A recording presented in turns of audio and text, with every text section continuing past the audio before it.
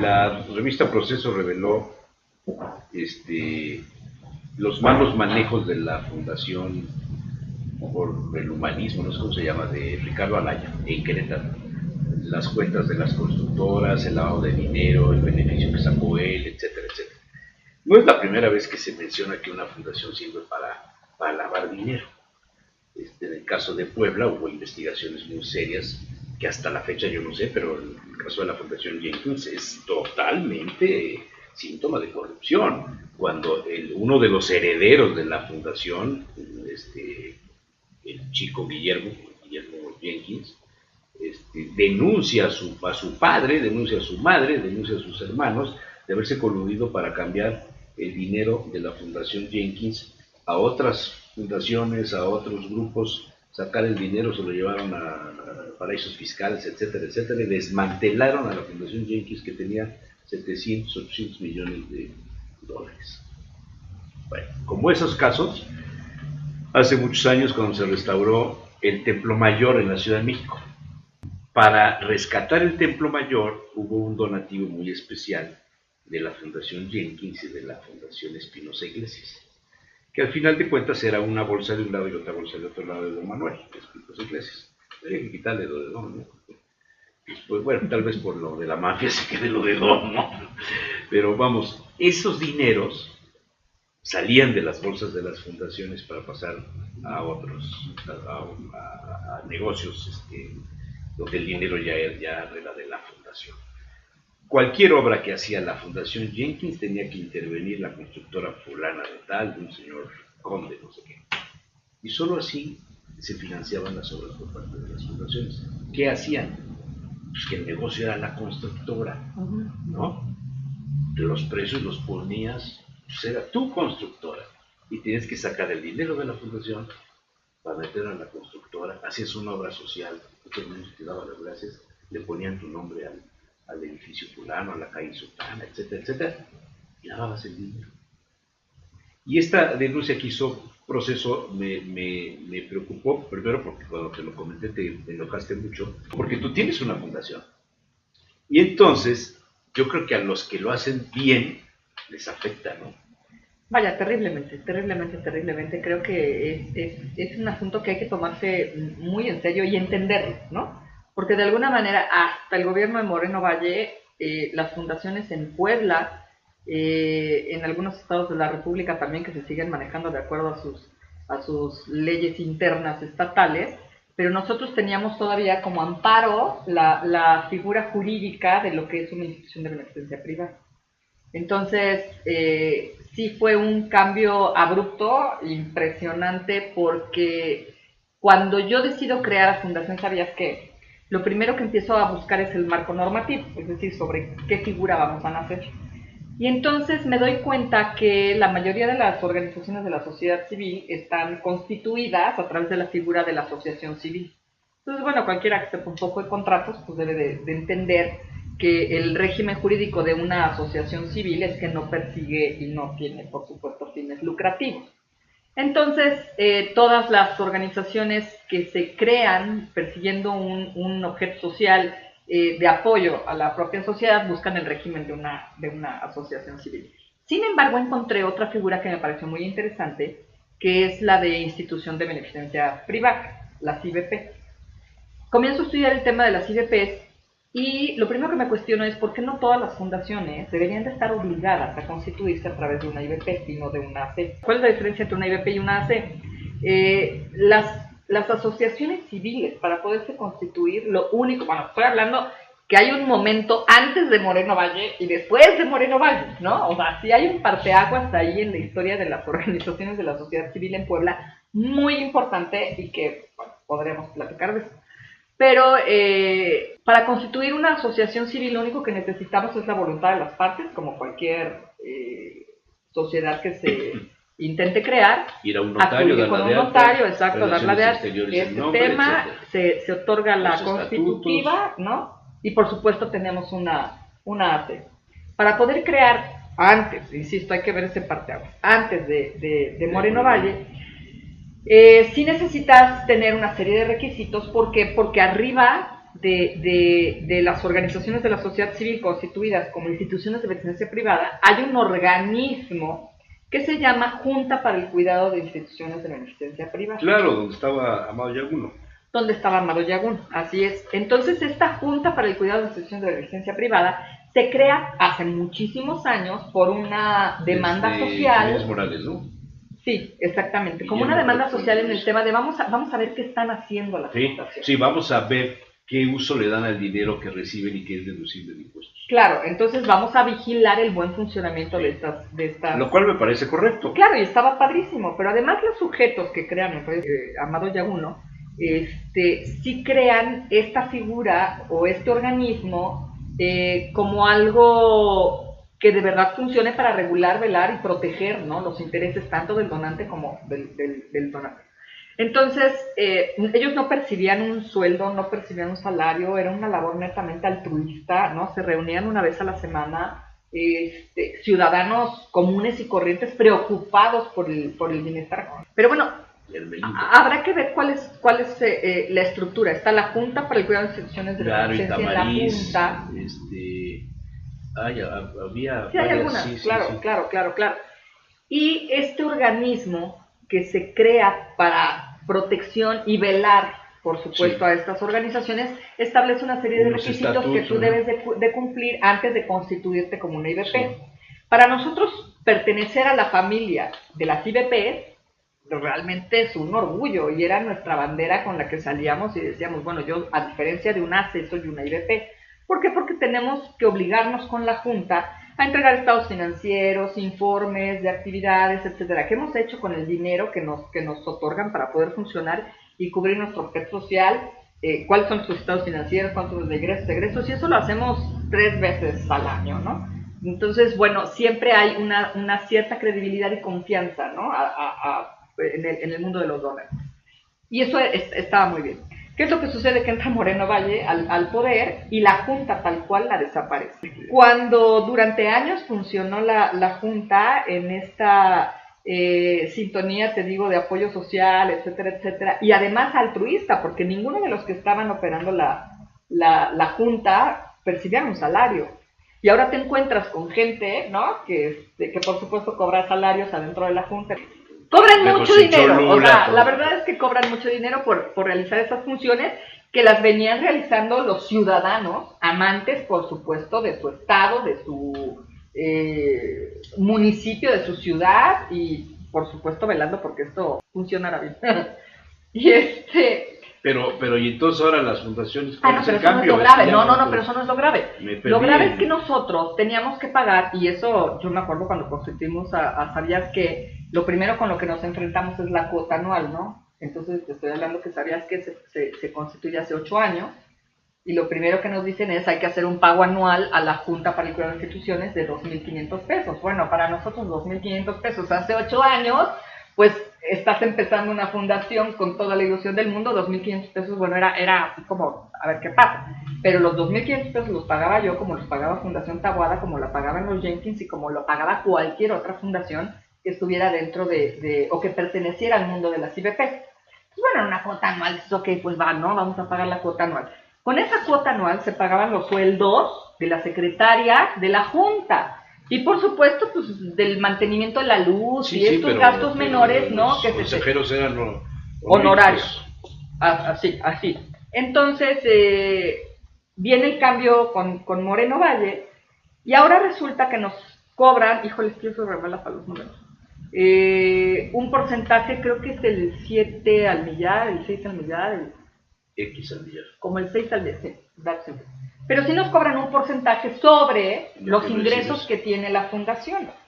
Entonces ahí es en donde viene toda la revolución y brincan Jenkins, brinca Taboada y brincan las grandes fundaciones, porque no es lo mismo decir, bueno, mis ingresos, ¿no? Oye, ¿y las fundaciones tienen que estar domiciliadas en el estado, en la entidad en donde hacen su trabajo? O sea, para eliminarte esto, ¿no te puedes ir a registrar en Tlaxcala o en Quintana Roo? Sí, por supuesto puedes hacer una serie de puedes buscarle a la ley, fiscales, claro, pero... Porque la Fundación Jenkins dejó de estar en Puebla y se fue a la Ciudad de México. Sí, pero además te voy a decir una cosa, o sea, muchas fundaciones... El domicilio fiscal, el domicilio legal y fiscal. Sí, lo puedes cambiar y te puedes ir a otro lado. O sea, definitivamente sí lo puedes hacer, pero esto evidentemente acarrea una serie de movimientos que deberás de hacer y que quién sabe a la larga qué tan convenientes puedan ser. ¿Qué es lo que sucedió? Que muchas fundaciones, por supuesto las grandes, Jenkins, Taboada, Una Nueva Esperanza, etcétera, etcétera, que perciben millones de pesos por donativos y que millones de pesos los ves empleados en su objeto social, porque al final, bueno, yo no digo que no, Jenkins tendrá su historia, ¿no? Pero pero bueno, es como un poco casuístico el tema, dejaron de pagar la cuota. Dijeron, a mí no vas a cobrar 6 al millar o lo que me tengas que cobrar, porque pues evidentemente es millonaria la cuota que me estás solicitando. Y todas las chiquitas, es decir, sabías que junto con toda la chiquillada, pues evidentemente nos tuvimos que someter y pagar esa cuota. ¿Por qué? Porque va de la mano. Nacional Monte de Piedad, por ejemplo, es el único organismo, institución que otorga donativos únicamente a IBP. Entonces, Nacional Monte de Piedad no otorga donativos a ACES, ¿vale? Entonces, asociaciones civiles no pueden participar en las convocatorias de Nacional Monte de Piedad, solamente las IBP. Si tú no tienes acreditado el pago de tu cuota ante la Junta, entonces Nacional Monte de Piedad, en la evaluación que hace, dice, no ha pagado a la Junta, por lo tanto están mal con la Junta, no te otorgo un donativo. Yeah. Y muchas de las veces, para nosotros que somos las chiquitas y que estamos trabajando todos los días para poder salir, cumplirle al sector con el que te comprometiste para hacer lo que el gobierno, por supuesto, no hace por ello, pues sí tenemos que luchar tras la búsqueda de estos donativos. Y al final nos dimos cuenta que un donativo importante es el de Nacional Monte de Piedad. Entonces no puedes sacrificar el pago de la Junta por sacrificar el donativo de Nacional Monte de Piedad. ¿Me explico? Sí. Entonces hay que estar bien con ellos para poder recibir el donativo Nacional Monte de Piedad. Entonces, sí, todo esto fue, la verdad, muy molesto para nosotros como IBP. Hoy día, cuando la gente se acerca y nos pregunta... O sea, bueno, Valle será... no fue... No, por supuesto bueno que no fue no, nunca nos benefició, bueno, al contrario. Desapareció el Monte de Piedad y todos los organismos que estaban relacionados a la beneficencia pública. Sí, por supuesto. Pero además de eso, date cuenta de cuántas, y este es el punto, de cuántas fundaciones no nacieron. Por esto. Claro, ¿por qué? Porque el político lo que busca es crear una fundación, sabe que se va a lanzar en 2-3 años y empieza a generar su plataforma de campaña a través de fundaciones. Entonces crean fundaciones con la idea de poderse abanderar como un activista social y darse a conocer a través de una fundación, y después los encuentras metidos en partidos políticos. Sí, pero sí, tienes razón, sirve como plataforma, eso sí estoy totalmente de acuerdo. Claro, y todo el mundo está totalmente de acuerdo y se ve a todas luces, pero lo que socialmente no se da, no nos damos, no queremos hacer conciencia, es el daño que se está ejerciendo, ¿no? Sobre las propias fundaciones y sobre la población a la que estamos atendiendo. Porque al final, pues, las que estamos trabajando al pie a pie con la gente, es un trabajo responsable. Esta información que te molestó mucho, la de la fundación donde está Ricardo Anaya. Sí, que lavado de dinero y constituyes una fundación para bajar recursos, lavar dinero. Sí se prestan las fundaciones, o sea, la forma como funciona se presta para lavar dinero, para bajar los recursos. Por ejemplo, Cedesol da dinero a las ONGs, a las fundaciones, a los grupos donde sí se presta para el mal manejo del dinero. Sí, y lo hemos visto. Y de verdad es muy triste, te enojas, ¿no? Cuando ves este tipo de cosas, porque cuando tú creas una fundación con esta visión de verdad, de activismo social, de vamos a hacer algo por el país, está muy padre con poner el país en la mesa y levantarte con hasta luego y irte al VIP del cine, ¿no? Yo no. Es muy fácil ser crítico de un sistema en el que no participas, ¿no? Oye, ¿y qué hace tu fundación, por cierto? La fundación está trabajando sobre el rubro educativo. Sí creemos que el cambio social de ese país y de cualquier otra sociedad es pero el trabajar por el rubro educativo, ¿qué es? ¿Tienes una escuela? No, bueno, lo intentamos, y la verdad es que cuando me enfrenté y el equipo operativo de la fundación se enfrenta al tema del magisterio, es decir, la fundación nos ha servido también como un pequeño laboratorio social. Hemos entendido cientos de fenómenos que si no los vives, nosotros apoyamos la educación. O sea, ustedes adoptan. Intentamos. Los primeros años de la fundación fue tratar de trabajar de la mano y de manera paralela con el sistema educativo. Es decir, encontrar en dónde estaban la parte débil, ¿no?, de la educación en las comunidades. ¿Por qué? Porque nos cuestionábamos, y esto es algo que de verdad llama mucho la atención, porque nos cuestionábamos por qué un niño de estas comunidades llega a sexto de primaria o tiene, no sé, Ya 10, no 11, no, déjate que no siga porque es multifactorial, no sabe leer. Nosotros en la fundación recibimos chavos en el bachillerato que nosotros construimos en Xochamayo, con niños que se estaban graduando de secundaria, telesecundaria, y no saben leer, no saben escribir, no comprenden las operaciones básicas de aritmética. Y cuando nosotros denunciamos esto y lo exponemos, entonces yo le digo a todo el mundo, no estamos hablando de Xochamayo, de La Libertad o de Tecatlacuán, de las comunidades que atendemos en la región del Censo, estamos hablando del 60% de este país. Entonces entendemos por qué México está como está. Y cuando denunciamos esto y decimos, bueno, cuando platicamos en las mesas, oigan, es que, a ver, México, esta es la situación, pensamos que todos tienen el mismo nivel de comprensión que tenemos tú y yo, y no es así. México, el 60% o más de México, está sentenciado y está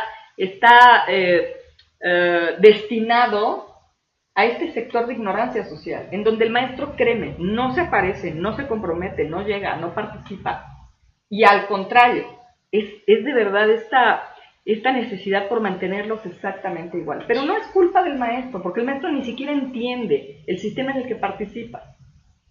Decía algún politólogo, son tan ignorantes que no se dan cuenta de lo ignorantes que son. Entonces, enfrentarte al sector del magisterio para nosotros fue todo un problema. Así que decidimos dejar a las escuelas a un lado, ya no participar en las escuelas, ni por supuesto ayudar a las escuelas, pero sí seguimos trabajando con los niños, con los papás, etcétera, etcétera. Tenemos programas muy bien establecidos en materia educativa, y lo que hacemos hoy día es trabajar con esta población, pero fuera del sector de educación formal, ¿no? Respetamos a los maestros, no nos metemos con ellos, no los vamos a cambiar nunca. La fundación tiene 7 programas. Y uno de los programas es el que tú manejas, Arte Xochamayo. Fue un fenómeno bien interesante porque ese programa nació en San José Xochamayo, una población que está atrás de la Plaza Valsequillo, en donde la gente vive al día de hoy, algunos, no digo todos, evidentemente ya llevamos 8 años trabajando ahí, la comunidad ha despertado un poco, en casas de palma. Es una comunidad que no tiene calles, que no tiene semáforos, que no tiene, o sea, ¿no? De pie de carretera a la comunidad son 5 kilómetros de terracería, hay dos autobuses que entran de servicio público, transporte, al día. Entonces, bueno, en esta necesidad de, ¿qué hacemos? ¿Qué hacemos para que esta gente se mueva? Además, llegas a las comunidades, de verdad, y viven a otro ritmo. La vida pasa de otra forma. Es increíble, de verdad tienes que vivirlo, y tienes que olerlo, y tienes que percibirlo, y tienes que sentirlo, porque si no, de verdad no lo comprendemos. Puedes leer toda la literatura que quieras, que si no lo vives no lo puedes entender. Entonces viven a tu ritmo, y no se mueven, y no hay ninguna necesidad, y eso es también lo que he platicado en tantos y tantos programas y foros y mesas y todo. Cada vez que puedo lo digo, no hay ninguna necesidad. México no tiene hambre. La gente no trabaja, perder un día de trabajo que no tiene para ir a cobrar una oportunidad, un programa social, no les quita nada. O sea, de por sí no hago nada, ahora no voy a hacer nada, sentado en una fila 7 horas para cobrar oportunidades, pues venga, vamos a cobrar. Pero además, si me van a pagar oportunidades por un hijo, que me van a pagar lo mismo que cobro oportunidades por uno que por 10, pues mejor tengo 10. ¿Estás de acuerdo? Es toda una problemática. Claro. Es toda una problemática. Entonces, bueno, imagínate nada más en lo que se convierten estas comunidades, en donde están, por supuesto, absorbiendo los recursos federales destinados a los programas sociales de apoyo para poder sostener a sus familias. Hambre ya tienen. Oye, y además es el clientelismo político electoral. Sí, pues, bueno, por supuesto, eso es clientelar, ¿no? Están ellos ahí y son clientes del sistema. Y son votos para el sistema. Y además se les manipula con eso. ¿Cómo crees que mueven a todos a acarrearlos? De verdad, hay que ir y platicar con ellos. O sea, esa es la forma en la que se mueve el sistema. Pero entonces, bueno, un día desesperada pensando cómo podemos mover a esta gente, qué podemos hacer, se me ocurre ver las casas de palma y dije, bueno, ¿qué palma tienen? Y la palma, como un recurso natural de la región, crece sola. O sea, hay 3 palmitas en la puerta Sí, de como la los casa. nopales, como... Sí, la palma crece sola. Nos pusimos a estudiar la palma, las propiedades de esa palma en específico, y concluimos en que es la palma artesanal. Entonces dijimos, qué padre, o sea, es palma artesanal. Y la comunidad lleva 100 años asentada, un poco más. 100 años asentada, son marginados de la revolución. No son indígenas, eso también son marginados. O sea, gente que se ha ido marginando y marginando y marginando. Y bueno, 100 años ahí viviendo en casas de palma, conocen la palma, conocen la planta, pero nunca se les había ocurrido, fíjate nada más. Tejerla. Claro, o sea, transformar la materia prima, ¿no? El recurso natural en algún utensilio de utilidad. Y entonces, bueno, pues conseguimos capacitadores, etcétera, etcétera, etcétera, y llevamos el proyecto a la comunidad, las enseñamos a tejer palma, y el resultado, pues hoy día son estas artesanías que ya tienen una marca propia, que se llama Artesania Mario, que ya comercializamos. Y hacen cestos. Hacemos lo que quieras. Fíjate que es un tejido tan noble que puedes hacer el tamaño que quieras, la forma que quieras, ¿no? Lo hemos intentado desarrollar ampliamente con ellas y bueno, el resultado ha sido ¿no? Qué padre. Sí, la verdad es que sí. Entonces, ese es lo que intenta hacer la fundación. No somos una institución de asistencia, no vamos y les regalamos, sí, ay, sí, es que pobrecito. Que mucha gente cree eso, ¿no? No, por supuesto que no. O sea, me parece que eso es sumar, claro, eso es sumar a la mediocridad, sí, perdón. Sí, es dejarlos donde están, no hacer que salgan adelante. O sea, actívate, haz algo por, y con mucho gusto recibirás los apoyos de la fundación. Hemos llegado con despensas, sí, claro. Hemos llegado con vales de este tema para que se hagan una serie de exámenes médicos y que sí hemos llegado. ¿A quién? A la gente que trabaja en la fundación, en los programas de la fundación, que participa con los programas de la fundación, entonces se verán beneficiados, ¿no? Entonces, sí es esta parte en la que educar duele. O sea, tienes que educar. Interesante, ¿eh? Y tienes que educar a tus hijos y tienes que educar a todo el mundo, ¿no? Educar duele. Por eso es que te cayó mal el tema de que alguien haga mal uso de las fundaciones y lave dinero. Pues sí. ¿Qué te digo? Es tristísimo. Nosotros para conseguir un peso, para lograr que alguien te pueda donar un peso, que te compre un boleto, que asista a un evento, que se comprometa contigo como en esta parte de corresponsabilidad social y que te diga, a ver, en serio, vamos a donar, ¿sabías que 100 pesos mensuales con cargo automático a la tarjeta de crédito? Nos cuesta, no tienes idea cuánto trabajo. Para que de pronto veas cómo aparecen estos fenómenos, ¿no? Lavando dinero y constituyendo fundaciones y creando fundaciones para el mal uso de recursos, para lavado de dinero. O sea, la verdad es que es agobiante.